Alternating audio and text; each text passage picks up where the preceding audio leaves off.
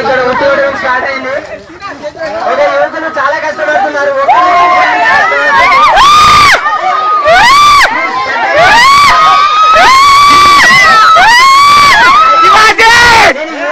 అనుకుంటున్నారా?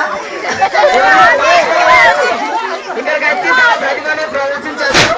ఇక్కడ యువకులు కాదు, అందరూ ఆడచ్చు, అందరూ రావాలి.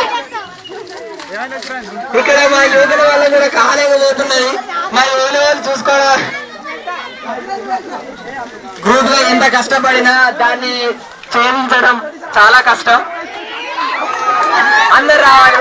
బాంబర్ది ప్యాంట్